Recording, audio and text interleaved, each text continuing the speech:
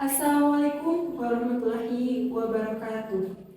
Halo teman-teman, selamat datang di video pembelajaran hari ini. Saya Lesti akan menemani kalian untuk mempelajari salah satu teks yang sangat menarik dan sering kita temui di kehidupan sehari-hari. Sebelum kita melanjutkan, ada yang tahu teks apa yang sering kita temui di kehidupan sehari-hari? Teks deskripsi, Ibu. Ya, kita akan membahas mengenai teks deskripsi.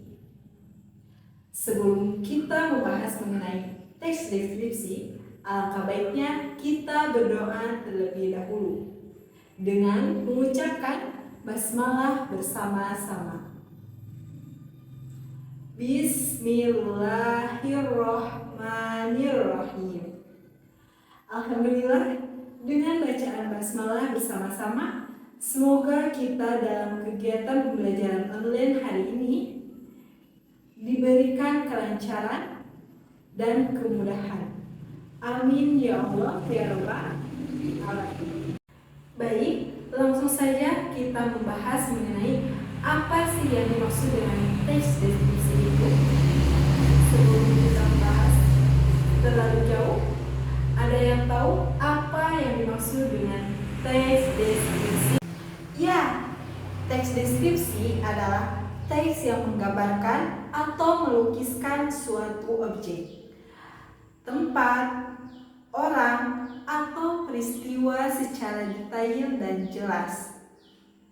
Nah, tujuannya supaya pembaca seolah-olah bisa melihat, mendengar, dan merasakan langsung apa yang sedang digambarkan. Sebelum itu, coba kalian bayangkan sedang mendeskripsikan pemandangan pantai kepada teman yang belum pernah ke pantai. Pastikan kalian akan menjelaskan bagaimana warna airnya, suara ombaknya, hembusan anginnya, dan pasir putihnya. Betul? Lalu, apa sih tujuan dari teks deskripsi itu? Nah, di dalam teks deskripsi itu memiliki 3 tujuan. Yang pertama, memberikan informasi yang detail tentang suatu objek tersebut. Kemudian yang kedua, membantu pembaca membayangkan atau merasakan objek yang digambarkannya. Nah, selanjutnya, ciri-ciri teks deskripsi itu mempunyai 4 ciri. Yang pertama, menggambarkan atau melukiskan suatu secara detail. Teks ini penuh dengan penjelasan secara rinci tentang bentuk, warna, ukuran, dan karakteristiknya. Kemudian yang kedua, menggunakan kata-kata bersifat deskriptif seperti kata sifat, indah, besar, lembut, harum, dan sebagainya.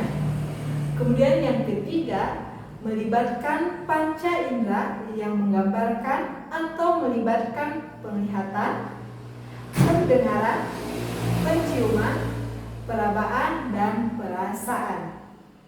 Kemudian yang terakhir yaitu nomor 4, bersifat objektif atau subjektif, yang dimana bisa menggambarkan apa adanya atau disertai kesan pribadi penulis. Nah, itu kan ada 4 ciri-ciri teks deskripsi. Selanjutnya, kita akan mempelajari mengenai struktur teks deskripsi. Sebelum kita membahas mengenai apa saja struktur teks deskripsi tersebut, memiliki 3 struktur. Yang pertama, identifikasi bagian. Yang kedua, deskripsi bagian. Dan ketiga, simpulan. Sebelum kita membahas satu persatu, apa sih identifikasi bagian itu? Nah, identifikasi bagian ini berisi pengalaman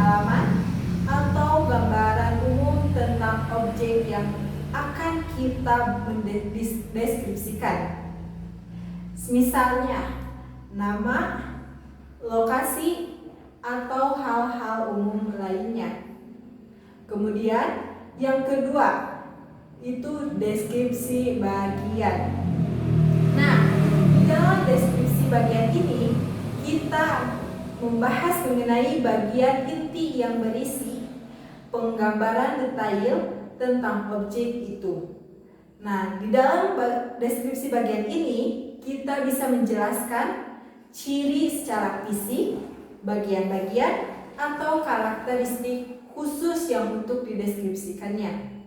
Kemudian, yang ketiga itu simpulan atau kesan bagian penutup yang berisi kesimpulan dari kesan umum penulis terhadap objek yang dideskripsikan. Bagian ini bersifat opsional. Nah, materi terakhir kita akan membahas mengenai unsur kaidah kebahasaan yang ada di dalam teks deskripsi. Yang pertama, terdapat kata konkret. Yang kedua, terdapat kata sifat. Dan ketiga, terdapat majas dan gaya bahasa. Nah, supaya lebih jelas, mari kita lihat contoh teks deskripsi.